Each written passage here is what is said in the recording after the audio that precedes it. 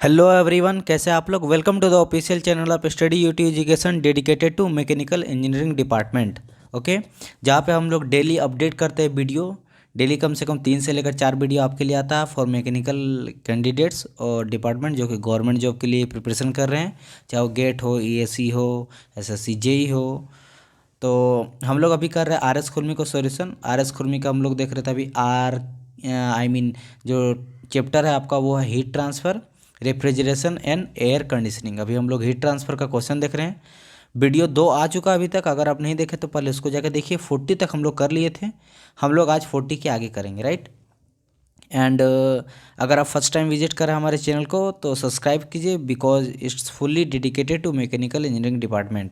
देखो होता क्या है ना कि अधिकतर चैनल मैकेनिकल वाला, एक तो इंडिया में ढंग का है नहीं कोई चैनल, डिपेंड कि क्यों भी बता रहे, क्योंकि उसमें ज़्यादा व्यू मिलता नहीं है मैकेनिकल के लिए। आप लोग शेयर वगैरह करते नहीं हो तो सब फ्री देना तो चाहता है, लेकिन उतना मेहनत का रिजल्ट नहीं मिल पाता है, तो सब शिफ्ट कर जाते हैं ऑफलाइन क्लासेस पे। जितना भी बड़ा बड़ा आप मैकेनिकल के देखेंगे ना चैनल, तो वो लोग अपना चलाता है ऑफलाइन क्लासेस, और ऑनलाइन कभी कभार जब टाइम मिला तो डालते हैं। हम लोग का भी ऑफलाइन क्लासेस चलता है, लेकिन हम इसमें पूरी तरह से टाइम दे दिए अब, ठीक है। पिछले 1 महीना से हम पूरी तरह से इसमें दे दिए, हम टाइम पूरा पढ़ा रहे हैं। लेकिन ये आप लोग पे डिपेंड करता है कि आप लोग किस तरह का रिस्पांस देंगे। मैं ज़्यादा से ज़्यादा 4-5 महीना दूंगा। अगर 4-5 महीना तक आप लोग कुछ भी नहीं करेंगे, शेयर ही नहीं करेंगे, कुछ होगा ही नहीं, तो मुझे छोड़ना पड़ेगा, क्योंकि जाहिर सी बात है यहाँ इसमें मेरा पैसा तो कोई ले लग नहीं रहा। ऑफलाइन क्लास में से जो पैसा आता है उसके इस पे स्टार्टिंग में तो 1-2 साल तक कुछ होता ही नहीं है। तो आप लोग अगर शेयर वगैरह कीजिएगा, कुछ अगर एटलीस्ट आदमी देखे तो सही, तो फिर करेंगे, ठीक है। तो ये सारा चीज़ें मैं बोल रहा हूँ इतना, क्योंकि ये आप समझ सकते हैं ना कि हम जब इतना मेहनत करें तो उसका कुछ अप्रिसिएट तो कम से कम करे इंसान, शेयर तो करे, लाइक करो, कमेंट करो। तो चलिए हम लोग इतना, हम डेली आजकल बोल रहे थोड़ा सा, अच्छा I am sorry for that. तो चलिए हम लोग स्टार्ट करते हैं वीडियो को।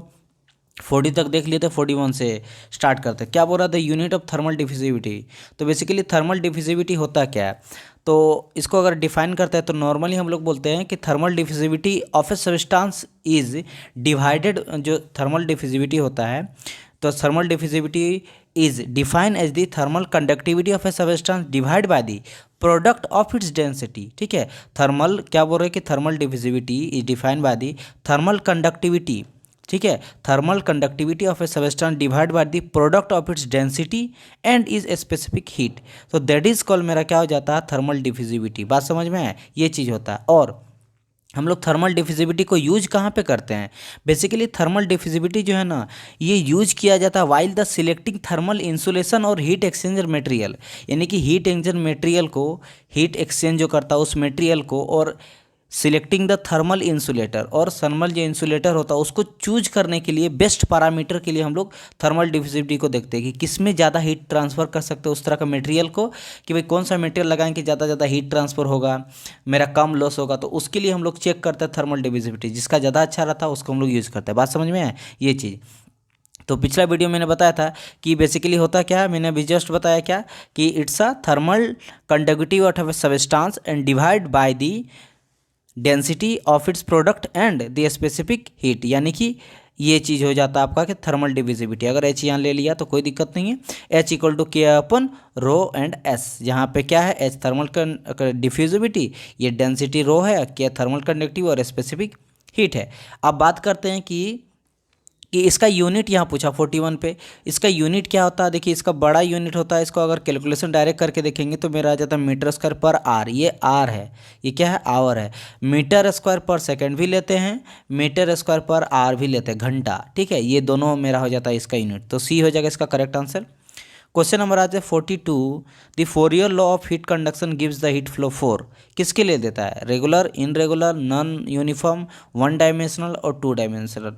तो आपको याद रखना है कि फोरियर लॉ जो होता है वो आपका होता है, एक सेकेंड, हाँ क्या क्वेश्चन था, sorry. The Fourier law heat transfer conduction gives the heat flow for.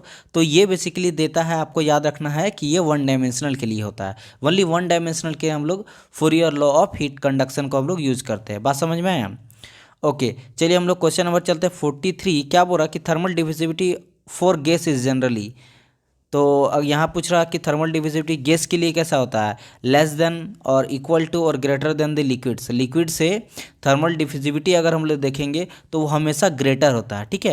यानी गैस का जो थर्मल डिविजिबिलिटी होता है वो ज़्यादा होता है, ग्रेटर देन होता है लिक्विड्स। ये चीज़ आप लोग याद रखिएगा, ओके। क्वेश्चन नंबर आते हैं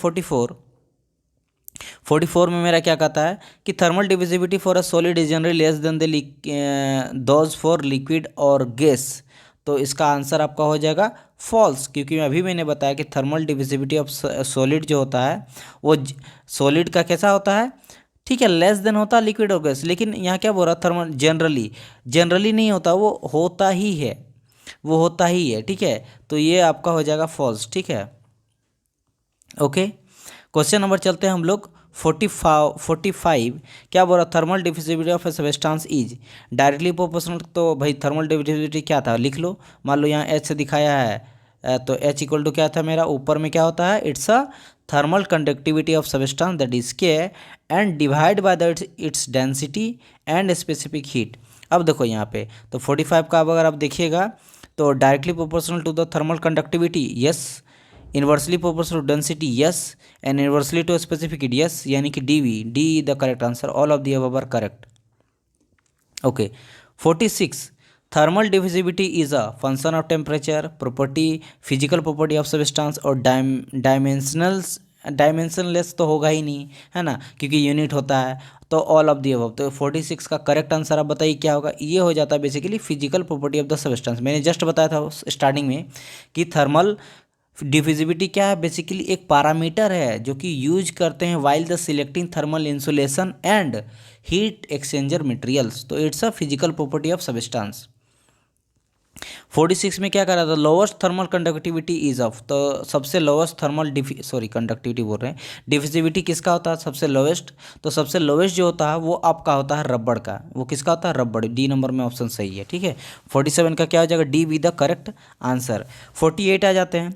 48 में क्या कहता है, दी हाईएस्ट थर्मल डिविजिबिलिटी। अब हाईएस्ट किसका होता है, लेड का हाईएस्ट होता है, याद रखिएगा आप। किसका होता है हाईएस्ट, लेड का हो जाता है हाईएस्ट। अच्छा, क्वेश्चन नंबर 49 इसको आप लोग बनाइएगा जैसे मैंने कहा था।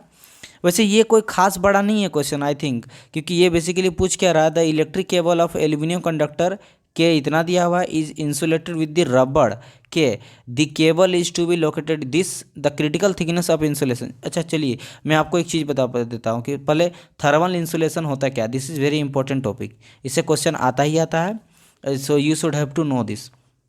देखो बेसिकली क्या होता है, मान लो let suppose this is one my एक सिलेंडर है जो कि हम सिर्फ टॉप इसका व्यू दिखा रहे हैं। तो मान लो कि ये जो है इसका कुछ थिकनेस है, इसका कुछ थिकनेस है, और यहाँ पे T1 टेम्परेचर है, यहाँ पे मतलब एटमॉस्फेयर का कुछ टेम्परेचर है, और T1 जो टेम्परेचर है वो ग्रेटर देन है T0, राइट। अब यहाँ पे देखो, यहाँ पे क्या हो रहा है, यहाँ पे होगा कंडक्शन, क्योंकि यहाँ पे मेटल है, यहाँ पे मॉलिक्यूल जो है वो सिर्फ वाइब्रेट करेगा, और यहाँ पे आपका होगा कन्वेक्शन।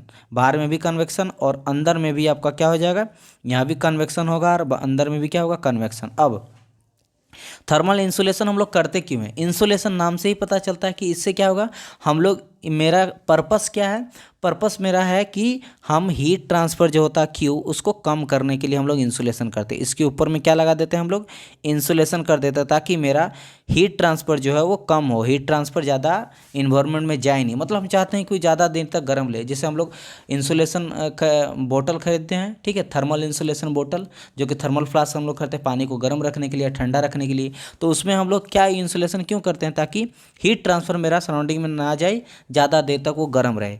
लेकिन इसमें एक केस है कि हम लोग क्या करते हैं, अगर इंसुलेशन करते हैं एक एरिया तक, मान लो एक थिकनेस तक करते हैं।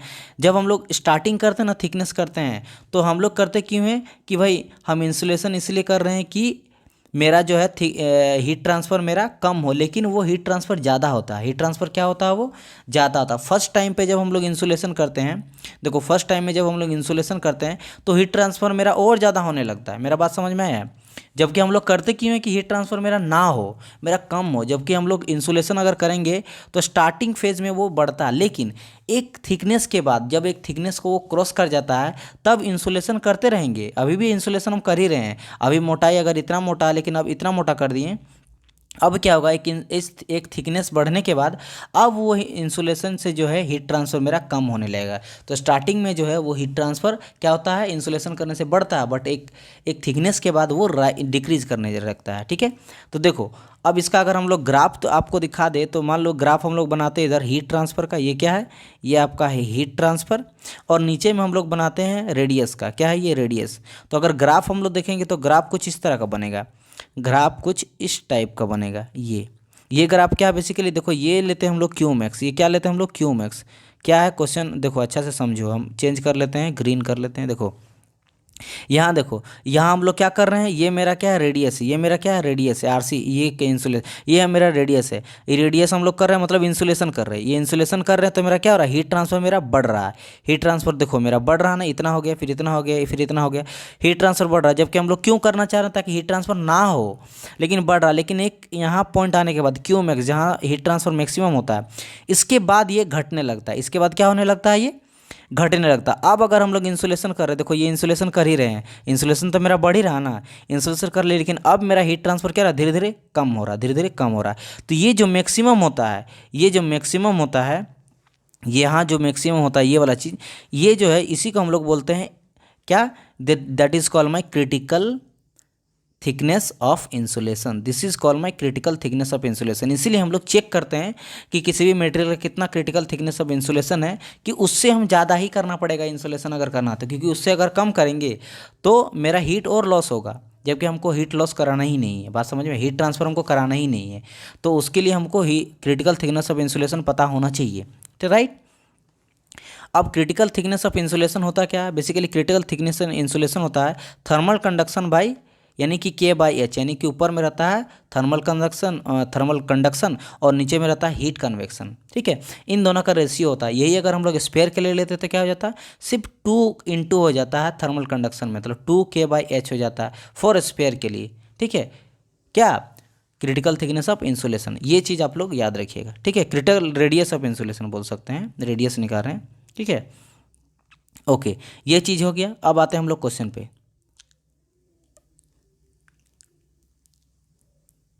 तो यहाँ पे क्या पूछा है क्वेश्चन पे, क्वेश्चन यहाँ पे 49 था, an electric cable of aluminium conductor, K का वैल्यू इतना दिया हुआ 240 watt per metre kelvin, is to be insulated. अच्छा, इसमें इंसुलेटेड करना विथ रबर से करना है, जिसका के दिया है 0.15 watt per metre kelvin. The cable is to be located in air. अच्छा ठीक है, जिसका एच दिया है मेरा कितना है, 6 watt per metre square. The critical thickness of insulation, अब मैंने अभी जस्ट बताया आपको, ये तो हम बता ही दे रहे हैं, वैसे आपको बनाना है लेकिन कोई नहीं, हम बता देते, ये छोटा सा है क्योंकि आपको समझ में आना चाहिए, क्योंकि यहाँ पे के का वैल्यू इसका कोई है नहीं। क्यों, क्योंकि मुझे क्या पता है, जो क्रिटिकल जो हम लोग इंसुलेशन करेंगे उसका के कितना है और उसका एच कितना है, यही तो होता है ना। मैंने बताया था अभी क्रिटिकल थिकनेस ऑफ इंसुलेशन क्या होता है, ऊपर में K/H। ठीक है, यानी कि उसका कंडक्शन कितना, थर्मल कंडक्शन और कन्वेक्शन का वैल्यू क्या है, हीट ट्रांसफर कोफिशिएंट कितना है। तो के का वैल्यू मेरा सिंपल यहाँ पे दिया हुआ कितना, 0.15 दिया है, और एच का वैल्यू मेरा कितना दिया, 6 दिया हुआ, 6 दिया, पॉइंट हटाएंगे यहाँ पे 2 0 आएगा, 15 से 14 4 जा 60 0, यानी कि कितना आ गया मेरा 40, लेकिन है कितना में, ये सब मीटर में दिया है, तो मेरा 41/40 क्या आ गया, 1/40 आ गया मेरा मीटर। एमएम में लाना है मेरा आंसर, देखो सब एमएम में है, तो एमएम के लिए क्या करते हैं, 1000 से कर देते हैं मैं इंटू, तो 1000 से इंटू करेंगे, 0 0 कटा, 4 से कटा, 4 2 जा 8, 2 बचेगा 5, यानी 25 mm। 25 mm is my correct answer. तो क्रिटिकल थिकनेस ऑफ इंसुलेशन जो है, क्रिटिकल थिकनेस ऑफ इंसुलेशन मेरा कितना निकल, 25 मीन्स 25 mm से हम ज़्यादा अगर करेंगे इसमें इंसुलेशन, तभी जाके वो हीट ट्रांसफ़र नहीं करेगा सराउंडिंग में। इससे अगर कम करेंगे, तो अगर हम इंसुलेशन से कम करेंगे तो और लॉस करेंगे, उतना करना ही नहीं, उससे अच्छा मत करो, क्योंकि उससे कम करेंगे तो मेरा हीट लॉस होगा ना। बात समझ में है, तो ये चीज़ होता है क्रिटिकल थिकनेस ऑफ इंसुलेशन। अब धड़ाधड़ आप लोग को क्वेश्चन लगाना है। ओके, 40 नंबर में क्या बोल रहा है, the critical thickness of insulation is ratio of thermal conductivity of a insulation material to the, और देखो heat transfer coefficient of the outer surface of the insulation. मैंने बताया था कि थर्मल कंडक्शन होता है बाय थर्मल कन्वेक्शन, लेकिन एक चीज़ यहाँ पे ध्यान देखो, क्या बोला है कि critical thickness of insulation ratio of thermal conductivity of insulating material, मतलब थर्मल कंडक्टिविटी लेना है, लेकिन किसका लेना है, इंसुलेटिंग मटेरियल का लेना है। इसीलिए ऊपर वाले क्वेश्चन पे ध्यान से देखो कि यहाँ के का वैल्यू 2 को दिया, ये नहीं कि हम के का वैल्यू इसको पुट कर दिए, नहीं, क्यों, क्योंकि बेसिकली ये एल्युमिनियम कंडक्टर का है, जो एल्यूमिनियम कंडक्टर है, मान लो एल्यूमिनियम का कोई बोतल है उसमें इंसुलेशन करे तो बोतल का नहीं लेना है हमको, जो इंसुलेशन करेंगे ना उस चीज़ का लेना। देखो यहाँ बोला टू बी इंसुलेटेड रबड़, और रबड़ का दिया है कि यहाँ पे थर्मल, क्या दिया, थर्मल कंडक्टिविटी। तो थर्मल कंडक्टिविटी किसका लेना, मटेरियल का देना है जिसका हम लोग इंसुलेशन करेंगे, इंसुलेटिंग मटेरियल का, रबड़ रहे प्लास्टिक रहे कुछ भी हम लगा रहे उस चीज़ का थर्मल कंडक्टिविटी लेना है। ये चीज़ आप लोग क्लियर रखिएगा, ठीक है। और बाकी तो नीचे में हो जाता है आपका क्या, heat transfer coefficient that is H. तो ये ट्रू है, क्वेश्चन का 50 का है। Question number 51, up to the critical radius of insulation. तो बताइए क्रिटिकल इंसुलेशन अप टू मतलब वहाँ तक, ठीक है, वहाँ तक। क्वेश्चन नंबर 51 क्या बोल रहा है कि up to the critical radius of insulation. देखो क्या बोल रहा है, अप टू क्रिटिकल, तो मैंने बताया था ना क्रिटिकल तक क्या होता है, हीट लॉस जो वो ज़्यादा होता है। एडिंग इंसुलेशन, इंसुलेशन करने से मेरा विल इंक्रीज हीट लॉस। अगर ग्राफ में फिर से आपको बना दूं तो कैसा होता था, ये इधर मेरा हीट ट्रांसफर होता था, इधर अगर रेडियस हम ले लें तो ये मेरा ग्राफ इस तरह कुछ होता था। तो मेरा क्रिटिकल थिकनेस ऑफ इंसुलेशन क्या हो गया, ये मैक्सिमम जो पॉइंट जा रहा है ये हो जाता है यहाँ से, जहाँ पे क्यू मैक्स होता है, हीट ट्रांसफर ज़्यादा होता है, और ये आरसी होता है क्रिटिकल थिकनेस ऑफ इंसुलेशन। तो यहाँ तक, अगर यहाँ तक हम लोग इंसुलेशन दे रहे हैं, इंसुलेशन कर रहे हैं, तो मेरा हीट ट्रांसफर क्या रहा, बढ़ रहा बढ़ रहा बढ़ रहा, धीरे यहाँ तक बढ़ा। इसके बाद अगर हम लोग कर रहे हैं इंसुलेशन तो अब मेरा घट रहा है, यहाँ तक तो मेरा बढ़ रहा है, यहाँ से यहाँ तक अगर हम देख रहे हैं, यहाँ से यहाँ तक तो ये मेरा इंक्रीज हुआ ना, इसके बाद ये घट रहा है। तो अप टू, यानी अप टू क्रिटिकल इंसुलेशन क्या होता है, मेरा बढ़ता है। तो ए हो जाएगा आंसर। क्वेश्चन नंबर 52 क्या बोल रहा है, the critical radius is the insulation radius at which the resistance of the flow is. तो ये हो जाता है आपका मिनिमम, क्योंकि वहाँ वो क्रिटिकल रेडियस ऑफ इंसुलेशन कैसा पॉइंट है जहाँ वो मिनिमम हो जाता है, ठीक है, मिनिमम हो जाता है मेरा heat loss, heat flow sorry. Okay 53 क्या, क्रिटिकल स्फीयर का क्या होता है, क्रिटिकल थिकनेस ऑफ इंसुलेशन मैंने बताया था 2K हो जाता है, 2K बाई एच हो जाता है। Question 54, the purpose of heat transfer from one particle to the flow of another by the actual movement of flow particle due to the difference of density caused by the temperature of the particle is known as। तो ये मेरा answer हो जाता है free convection. हम बताए थे free और फोर्स कन्वेक्शन, फोर्स में हम लोग पंप या फिर जनरेटर के द्वारा हम लोग क्या करते हैं, हीट को ट्रांसफर करते हैं, लेकिन इसमें क्या है, process of heat transfer one particle to of flu to another by actual movement, जो एक्चुअल उसका होता है, ठीक है। सो कोई हम लोग एक्सटर्नल फोर्स लगा नहीं रहे हैं, इससे जो मेरा ट्रांसफर होता है और उसके डिफरेंट डेंसिटी के चलते, क्योंकि क्यों ट्रांसफर होता है, क्योंकि डेंसिटी डिफरेंस रहता है तब ना, टेम्परेचर डिफरेंस रहता तभी होता है ट्रांसफर, तो इसको फ्री कन्वेक्शन बोलेंगे। Free convection flow depend on, तो फ्री कन्वेक्शन जो है किस पे डिपेंड करता है, तो बेसिकली ये डिपेंड करता है आपका डेंसिटी में भी, ग्रेविटी में भी डिपेंड करता है, और कोफिशिएंट विस्कोसिटी पे। विस्कोसिटी कम बेसी तब जाकर ट्रांसफर होगा, डेंसिटी डिफरेंस है तब जाकर ट्रांसफर करेगा, और ग्रेविटेशनल फोर्स जिधर रहेगा उधर वो ट्रांसफर करता है, तो इसका डी हो जाएगा। क्वेश्चन 56 क्या कर रहा था, purpose of heat transfer from one particle of the fluid to the another by the actual movement of the fluid particle cause by the sub mechanical means. Mechanical means कहने का मतलब यहाँ पे क्या कर रहा है, कोई मैकेनिकल हम लोग इक्विपमेंट लगा के हम लोग जो है ट्रांसफर कर रहे हीट को। तो जैसे एक मतलब हम लोग कोई मैकेनिकल लगा रहे, जैसे पंप जनरेटर, तो समझ लो कि वो फोर्स कन्वेक्शन का बात कर रहा है, फोर्स लगा के हम लोग हीट को ट्रांसफर कर रहे हैं। 57 a device used for transferring heat from one fluid to the another fluid is called heat exchanger। is it true or false? तो is it true because heat exchanger होता ही क्या है, वो एक तरह से heat exchanger एक डिवाइस है जो कि हम लोग हीट को ट्रांसफ़र करता है एक फ्लूइड से दूसरे फ्लूइड में, ठीक है। 58 the use of heat exchanger is made in, ठीक है, क्या कहाँ कहाँ यूज हम लोग करते हैं, मैंने बताया था रेडिएटर मोबाइल में करते हैं, बॉयलर पावर प्लांट में भी, कंडेंसर में करते हैं, condenser of evaporator refrigerator of air conditioning unit, D all of दिया हो जाएगा करेक्ट आंसर, ठीक है। ओके आ जाते हैं हम लोग क्वेश्चन नंबर 59। LMTD का बात करें यहाँ पे, मतलब log mean temperature difference is given by, तो मैंने ये आपको बताया था क्या हो जाता है, डेल्टी हो जाता है ऊपर में, ठीक है, डेल्टी, नीचे में भी लॉग डेल्टी हो जाता है, नीचे में क्या हो जाता है, सॉरी मतलब डेल्टी में नीचे में होता है डेल T1/T2, लॉग T1/T2, तो ए हो जाएगा करेक्ट आंसर। ऊपर में क्या हो जाएगा, ऊपर में आपका है डेल्टी और नीचे में लॉग T1/T2, तो ए हो जाएगा करेक्ट आंसर। ये तो आपका दे दिया डेल्टी, डेल्टी क्या होता है, टेम्परेचर डिफरेंस हॉट और कोल्ड का है, ठीक है। इंटरेस्ट और एग्जैक्ट में जो T1 आपका है वो बेसिकली क्या हॉट होता है, और जो T2 है वो क्या होता है, कोल्ड होता है, ठीक है। जो T1 होता है वो आपका होता है इंट्रेंस में, क्या होता है इंट्रेंस में, और डेल्टा क्या होता है एग्जिस्ट में होता है, एग्जिट में होता है जब वो बाहर निकलता है, इंट्रेंस सॉरी आई जब इंटर करता है, इंटर ई से ही लीजिए है ना, तो और ये आपका हो जाता है क्या, हॉट वाला हो जाता है, और बाहर निकलता है तो ठंडा होकर निकलता है। ओके जी ठीक है। Question number 60, the LMTD long mean temperature difference is the same as the arithmetic mean temperature. क्या जो LMTD है वो इक्वल होता है AMTD के?